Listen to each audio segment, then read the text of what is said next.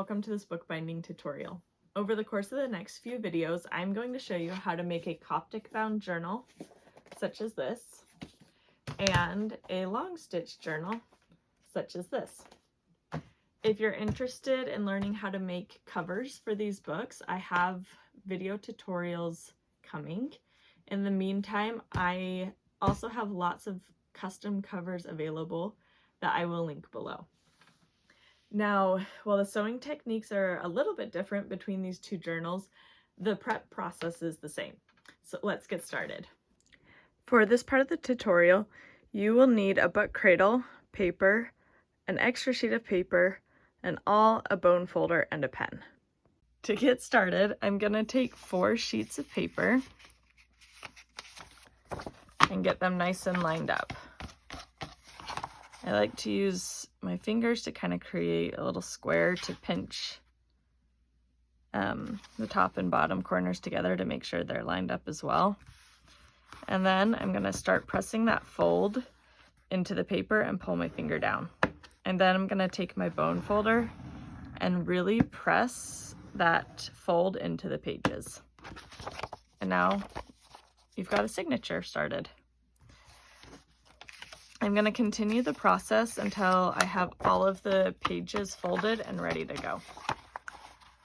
I like to do 6 or 7 signatures in a basic book with 4 pages each. 7 signatures will give you 112 pages, which I feel like is a good number to get started. It's not too many to sew, but also gives you ample pages in your book.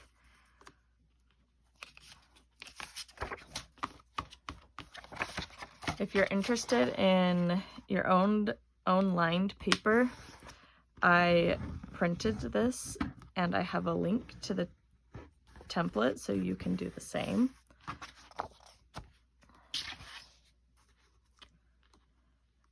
Also, the kind of paper you use matters a little bit, but as you're just getting started, I'm not going to worry about things like paper grain because it's more advanced than a starter course needs.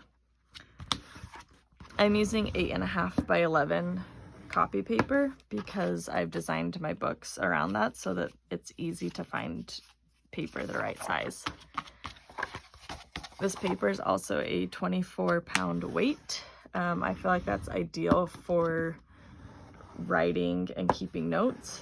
If you're looking for drawing, a 28-pound paper is great as well. I've also done books with watercolor paper, with cardstock. As you get into those thicker papers though, you might need to adjust the number of pages in each of your signatures.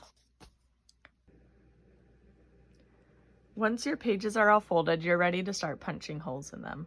To start doing that, I'm going to make a template so I know where to punch the holes. To make the template, I'm going to start with a piece of paper and fold it in half. And then I'm going to line up that paper on my cover so that there's the same space on the top and bottom. And instead of lining it up with the edge, I'm going to line it up across the middle of the holes so that I can mark where they need to go on the paper. If you're doing this with a leather-bound journal, the process is the exact same. Your cover would just look something like this, and you would line it up and mark all those holes. Once you have a template made, I like to fold it back the other way so that now my markings are on the inside. You're going to take your book cradle and your awl and start with your first signature. We're going to open up to the middle, line it up so that it's nice and flush against the edge. Put my template right on top there, and then I'm going to carefully poke holes on each of those spots I've marked. And repeat the process.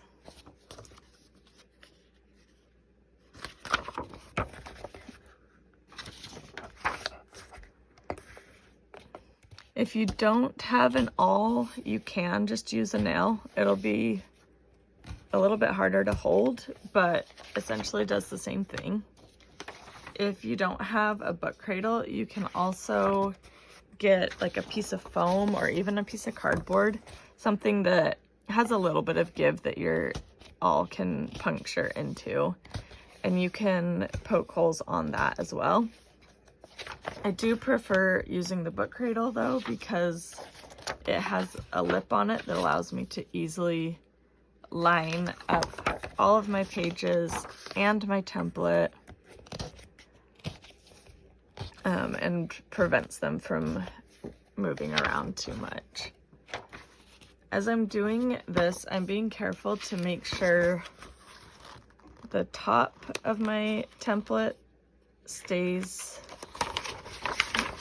on this side of my book cradle, and all of my pages go the same way and they stay in order. It's not a huge deal, but because this is handmade, there is slight margin of error, and your holes could be a little bit different top and bottom depending on how you make your template. So if you want your pages to stay relatively even on the top and bottom as you sew, it's very helpful to keep them lined up in the order you're punching them, and to make sure you're always punching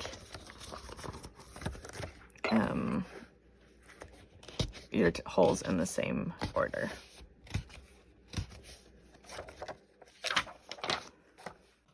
Once your pages are folded and you have holes poked along the spine, you're ready to sew these pages into a book. In the next few videos, we'll look at how to do that with a long stitch and a Coptic stitch. Be sure to subscribe so you don't miss those videos.